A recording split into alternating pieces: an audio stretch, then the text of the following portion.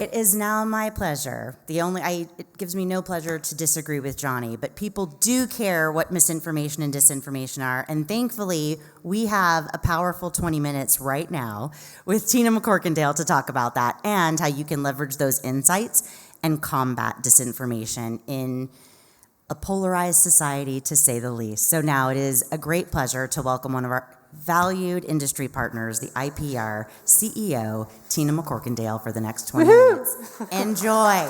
Thank you. And there is a session in Einstein going on as well. This is where we start the dual track day. So there are options. Everybody makes very good choices. There are options, though. So just to make everybody aware that there is that other session, we encourage people to send half your team someplace so that you guys can collaborate until you can watch those sessions. But Tina, thank you so much. We appreciate you being here. Yes, thank you. So I have to shout out Jana. When I came on board IPR for a couple years, we have a measurement commission.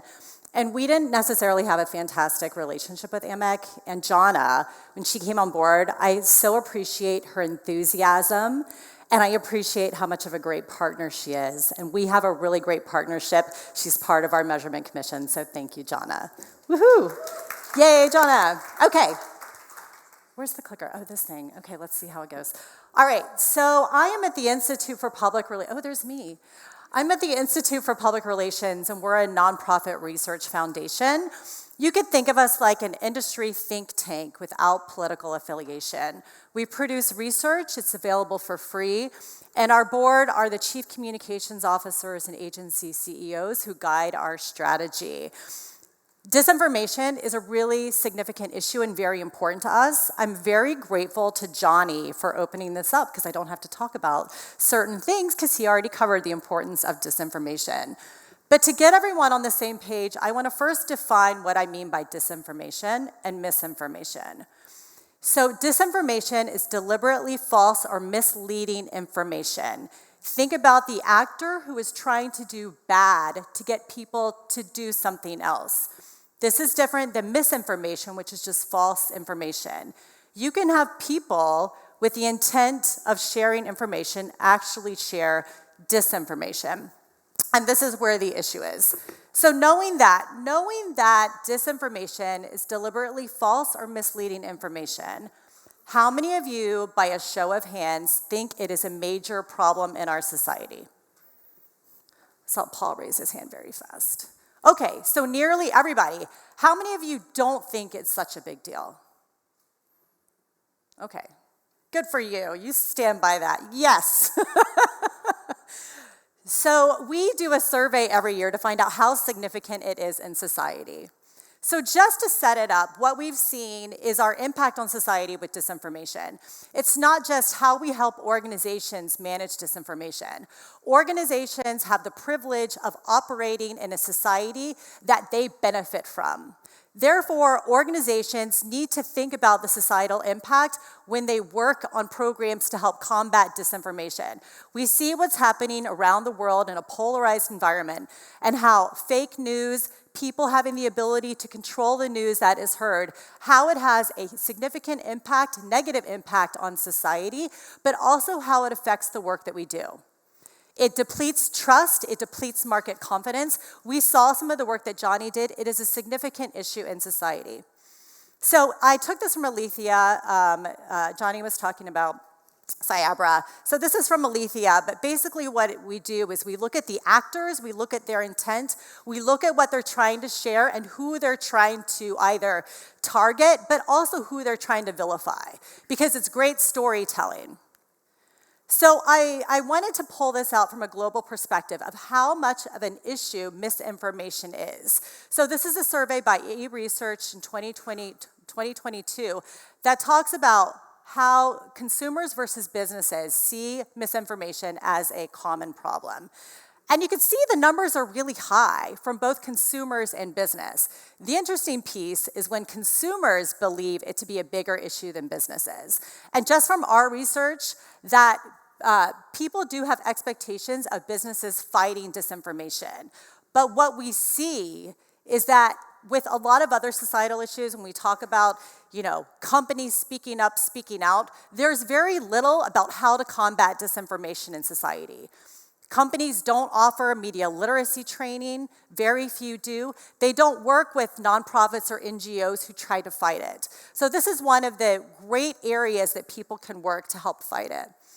So here's, just to also think about what type of content involves disinformation, here's a great breakdown of different industries and the types of content.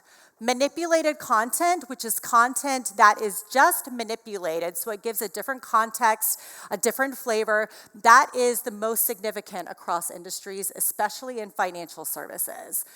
The other types of content that are pretty heavy are fabricated content. That's just completely made up. And the better the story, the more likely people are to share it. One of the trends with disinformation is it typically makes people emotional. It's kind of far-fetched, but not unrealistic. And people are also more likely to be angry and share it. That's why. Because people, it gets to the emotions. They're trying to get people emotionally involved, so then they're more likely to share it. In fact, MIT did a study a few years ago when Twitter was really Twitter and not what it is now. They found that people were 6 times more likely to share disinformation than other types of content because it is very emotional, angry. Oh, by the way, there's great research that NYU researchers, Jay Bavel, Ani Sternisko did that said that people will deliberately share disinformation to protect their interests. There's a theory called national narcissism that says people will rather put their reputation on the line by sharing fake information if it effective. Test. Let me do this and let's see if they can. Okay, perfect. All right, and then there is, with the survey, like, here's what businesses have done, protect against misinformation, and things like getting involved in policy and governance, helping build reliable communications, building trust, demystifying data. Now, these are prompts that we're giving in a survey. I just wonder what would have been the same result if they would have just asked an open-ended question, if these were the answers that the business would have come up with. Okay, so let's get to our research. So we've done this research on disinformation and the impact in society, and we've done this research for several years. We've replicated it in Canada, we've replicated it in South America, but I'm gonna talk to you about the US report because it's the most recent. So we worked with Leger, which is a polling firm. They do really cool, they also do really cool eye tracking research and all sorts of stuff. But we do a survey of 2002 Americans to find out how they perceive disinformation in society. And it's fascinating. So here's the first thing, is by the way, we don't ask how they feel about disinformation and misinformation. We give them the definitions, because I know Dr. McNamara is here. He would know that if we ask a question like, how do you feel about disinformation? How do you feel about misinformation? You will get different responses on what the definition is. So we give them the definition. And we also don't prompt them like I sort of did with you all, primed you when you came in, talked about how big of a problem it is, and then I asked you, I've primed you. But in this case, we give a list of 20 issues, ask people to rate how significant they believe the issue is, and then misinformation and disinformation is thrown in there. I'll tell you, consistently, healthcare costs are typically at the top. This past time we did it, inflation was number 1. Now, what also happens is that disinformation and misinformation this past year were at 60 and 61%, meaning that 60% of our respondents said it is a major issue in the US. That is more than crime, it's more than climate change, it's more than racism, it's pretty high up there. But it's not as high as healthcare cost. Now, the -9 pp and -8 pp, that is percentage points. And so last year when we asked that question, it was at 69%. And then 69% also for misinformation. So that's where, if you see the percentage points, that's the percentage points change year over year. All right, so we also ask a question about what sort of impact does disinformation have on society? So when we run this data, we have a whole series, as a lot of people do with survey data, of demographic factors that we ask. And then we run differences to see what differences, like for example, are men different than women on like some of these questions? Now, throughout, a certain demographic consistently shows different views of individuals who we survey. Does anyone want to guess what that demographic factor, which, for example, why people would trust one source and why another group of people would not trust that source? What is that one demographic factor? You can just shout it out. Who said that? You say political affiliation? Yes, that's right. How did you get it so fast? I was trying to create drama, and way to go. I have no prize. You can download, for a prize, you can download Dr. McNamara's book. It is a PDF in the app. So yes, it's political affiliation. And this is also important why on surveys you have to run demographic differences. Because when we looked at demographic differences throughout, which you can download the report, I'm not going to talk about them much here, but there are significant differences. So for example, where Democrats trust the New York Times at like 67% for news and information, Republicans trust it at 34%. But when it comes together, it looks like 50-ish%. But that's misleading, right? So that's why demographic factors and looking at differences are really important. So if you see here, about 3/4 of all responses believe it increases polarization, threat to democracy, election. Those high numbers also means that both Democrats and Republicans agree, right? But if you ask them who to blame, they would say each other, of course. And then a little more extreme is whether it infringes on human rights, and 60%, 6 out of 10 respondents says it does. So I wanted to just throw out this, I'm not gonna read it to you or talk about it, but I just wanna show the impact on election. We have election season in the US. It's my least favorite time of year or life, really, is election season, especially this one. So yes, and we already saw in our last election how we had a lot of disinformation campaigns coming from Russia and so on. So we also asked questions about sort of what is the impact they see on society. Do you think AI will actually increase disinformation? And 55% of respondents said, yes, it actually will create more disinformation. And you see people believe it's commonplace in society. Not as many people worry about accidentally sharing disinformation, but 4 out of 10 do. If you look at the this upper left-hand corner, that 14% of people have knowingly shared disinformation and admit it. I feel like that is very concerning that people, and it may be that national narcissism aspect that I talked about earlier, but that's a really great chart.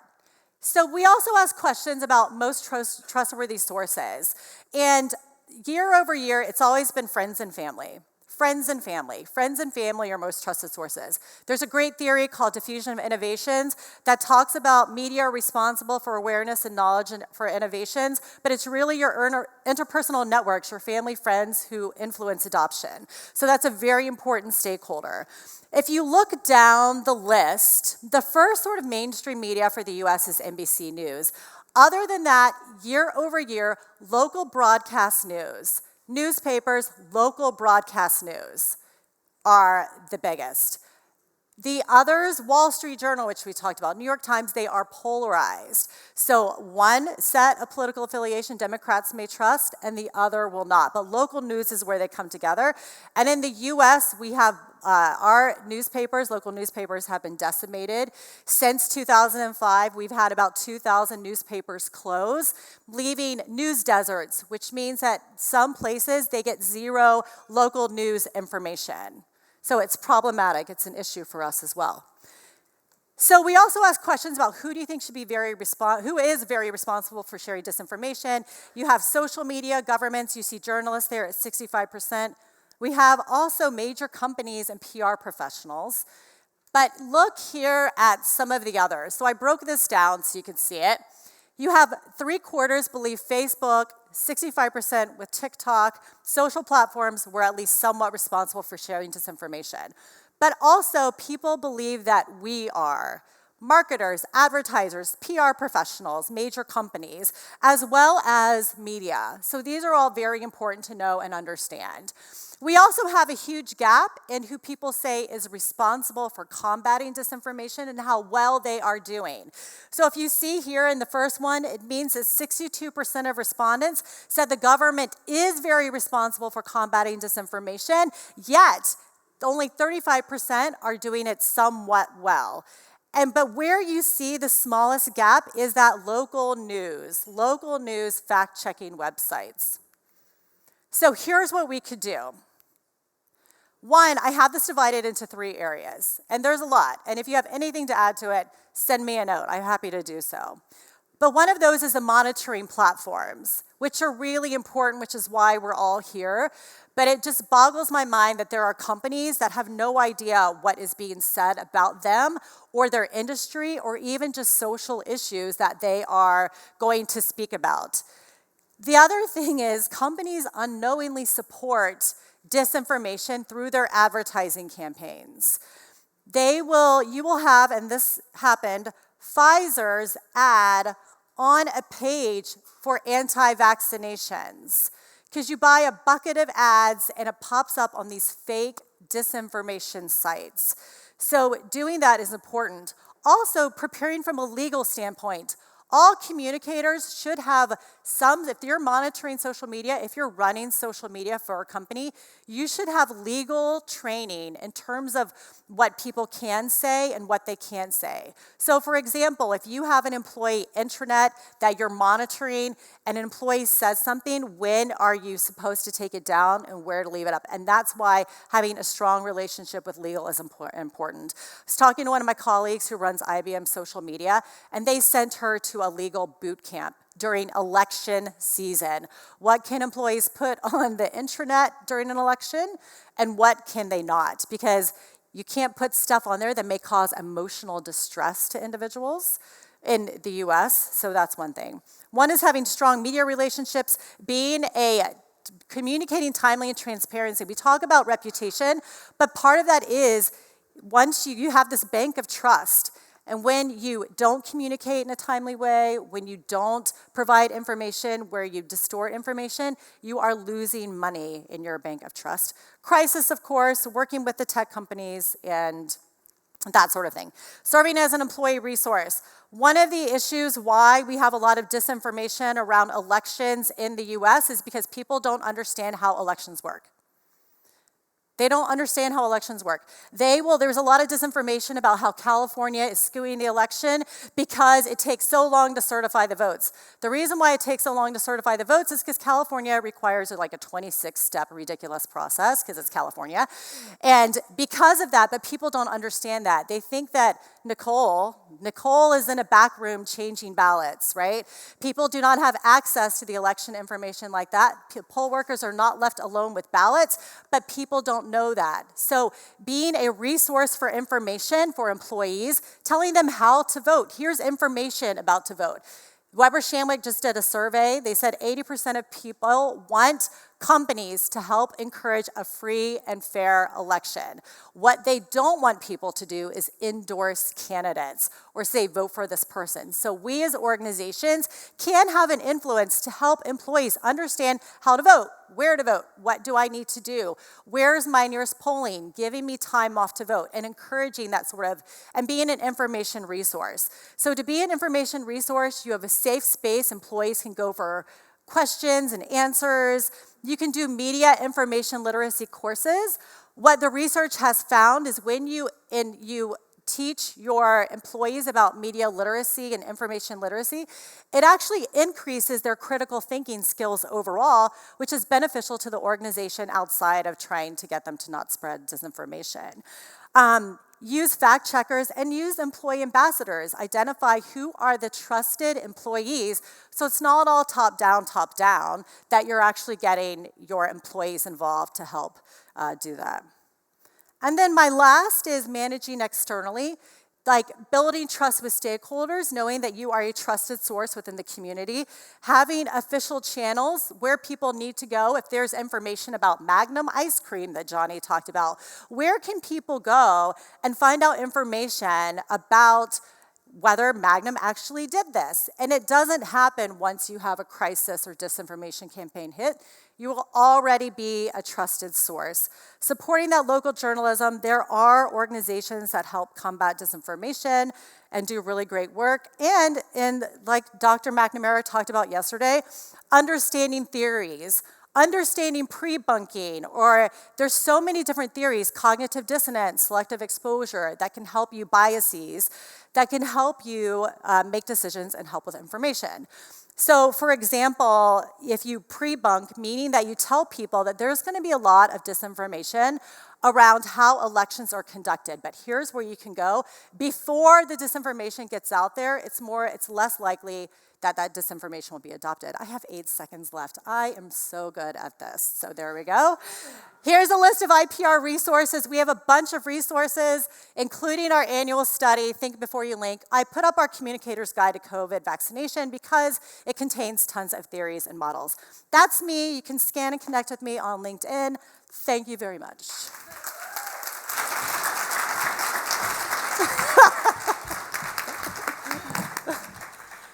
It's because you wouldn't give me a microphone to sing last night. Tina, thank you so much. Tina will be here for the rest of the day, so do make sure to connect with her at the breaks. And Tina's TED Talk is always a don't miss event. So it is such a pleasure and easy to be a good partner when they have the leadership and the foresight to be able to put forward so much good research that then brands and partners can take a look at and help benchmark against when we're talking about good measurement and evaluation. So Tina, thank you for your leadership and for all of the support that you provide the industry. It's really amazing. It is my pleasure now